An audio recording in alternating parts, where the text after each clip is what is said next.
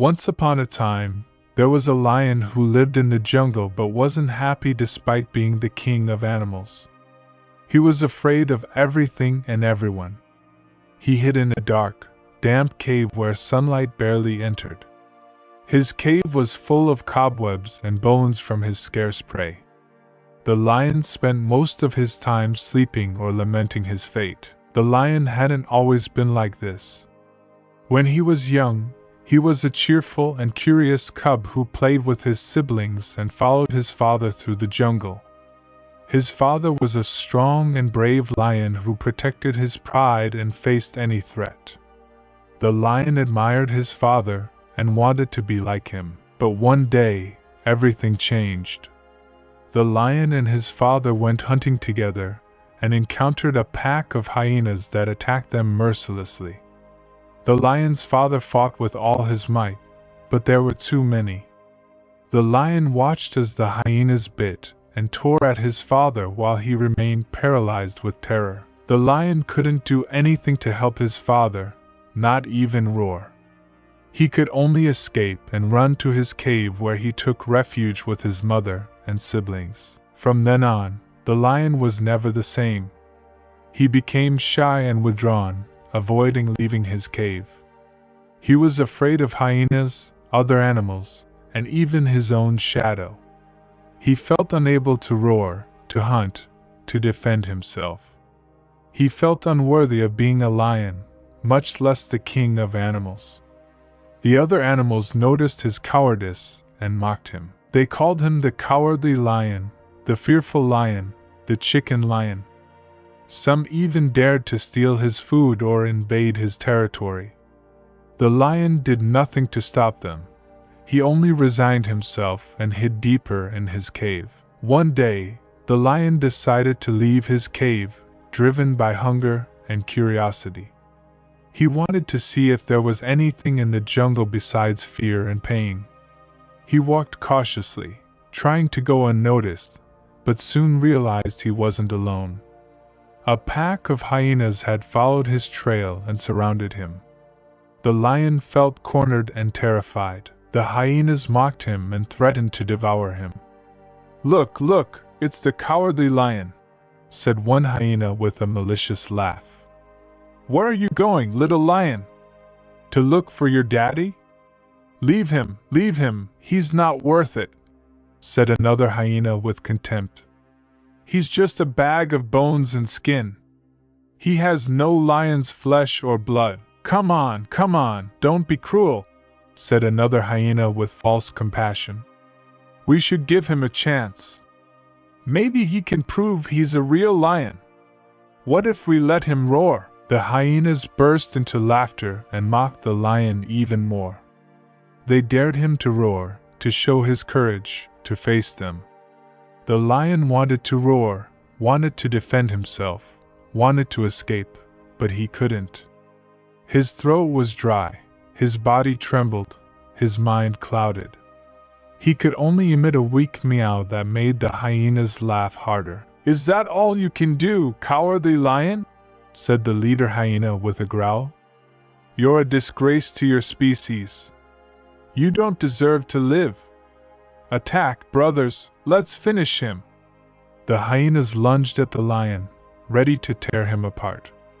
The lion resigned himself to his fate and closed his eyes. He waited for the pain, the blood, the death, but none of that happened. Instead, he heard a familiar sound, a sound that filled him with hope, a sound that made him open his eyes.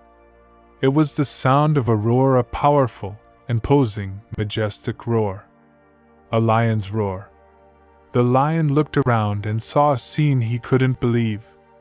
A man dressed in an orange robe had stepped between him and the hyenas. The man had a white beard, a serene smile, and deep eyes. The man was a monk who had roared like a lion. The hyenas had stopped in their tracks, surprised and frightened by the monk's roar. The monk spoke to them with a firm and peaceful voice. "Leave this lion alone. Do not harm him anymore. It's not wise to anger a lion or a monk." "What are you saying, crazy old man?" replied the leader hyena with disdain.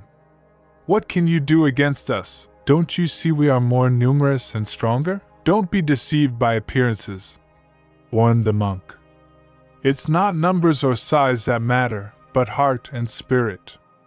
I have the heart and spirit of a monk, and you have the heart and spirit of hyenas. But this lion has the heart and spirit of a lion, and that's what counts. What are you talking about, crazy old man? Insisted the leader hyena impatiently. Don't you see this lion is a coward?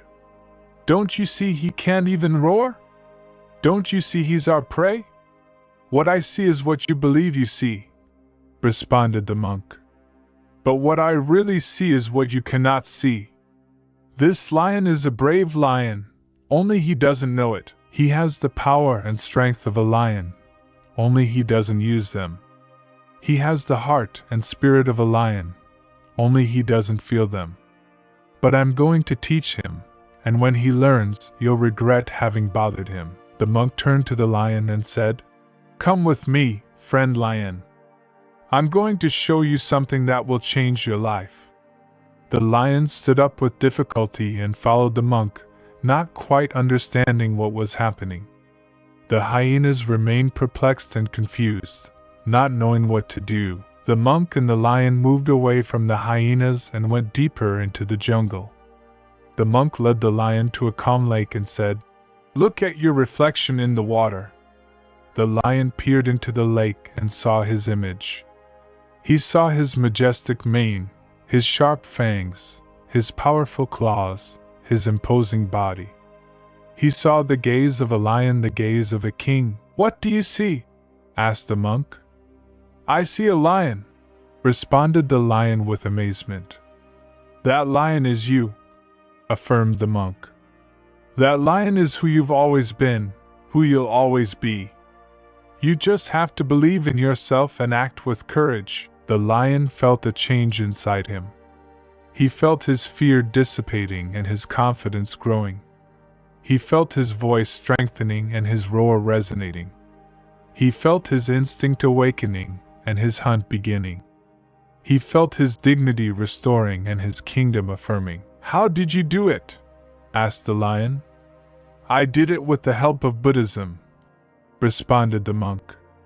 Buddhism is a philosophy and practice that teaches you to free yourself from suffering and achieve happiness.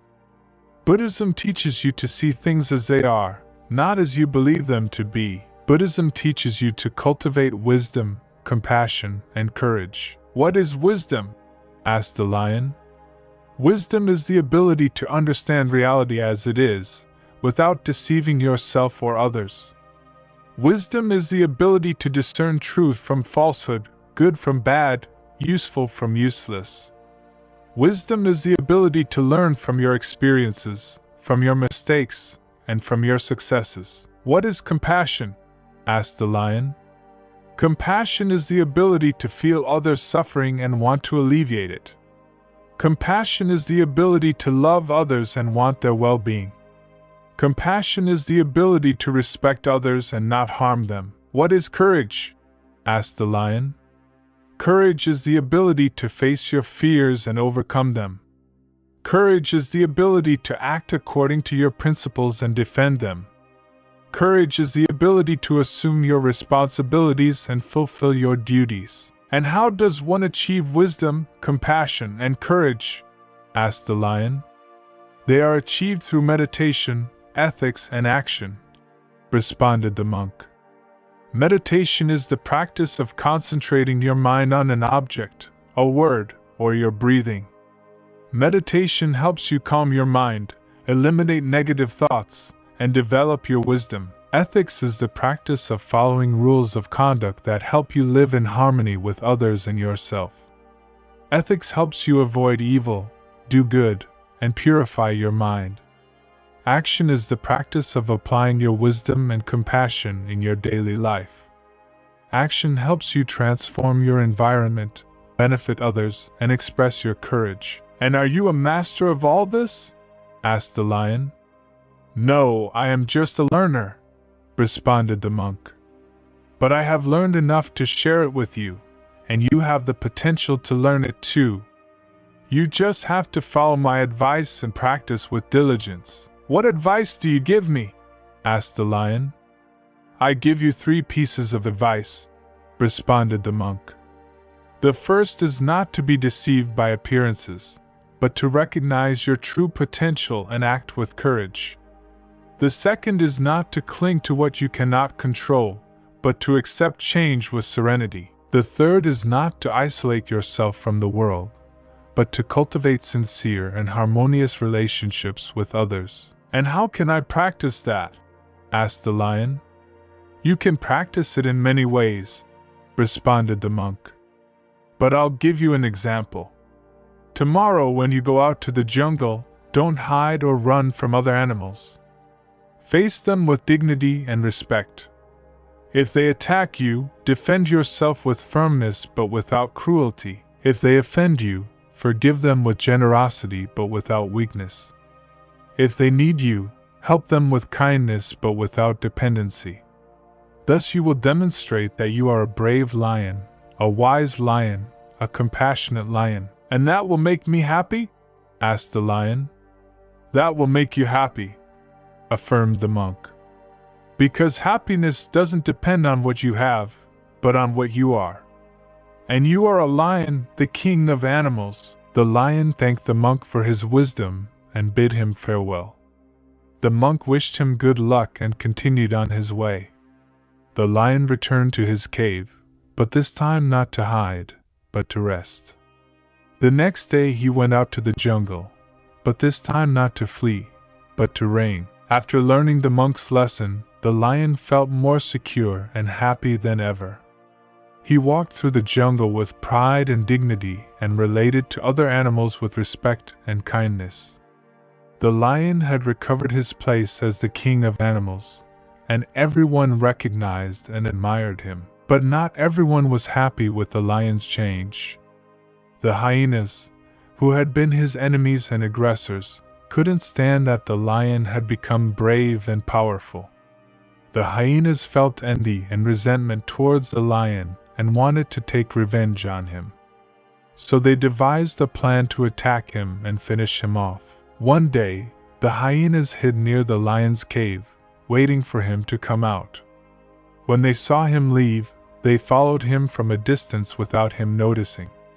The hyenas waited until the lion reached a remote and solitary place where there were no other animals who could help him. Then the hyenas came out of hiding and surrounded the lion. The lion was surprised to see the hyenas but wasn't scared. He remembered what the monk had taught him and prepared to face them. "Hello, hello, brave lion," said the leader hyena with a sarcastic voice. "How's life treating you? Are you enjoying being king of the animals?" "Hello, hyenas," responded the lion calmly. "Life is treating me very well, thank you. I am enjoying being king of the animals and also being a good friend to them." "And what brings you here?" "Oh, nothing, we just came to greet you," said the leader hyena with an evil smile. "And also to remind you of something. Remember that day when we first met? Remember how we attacked you and how that crazy old man who roared like a lion saved you?" "Yes, I remember," said the lion firmly. "It was a very important day for me. That day I learned to be a real lion. That day I met the monk who taught me wisdom, compassion, and courage." "Well, brave lion," continued the leader hyena with a mocking tone, "today we're going to repeat that day. Today we're going to attack you again, and today there won't be any crazy old man to save you.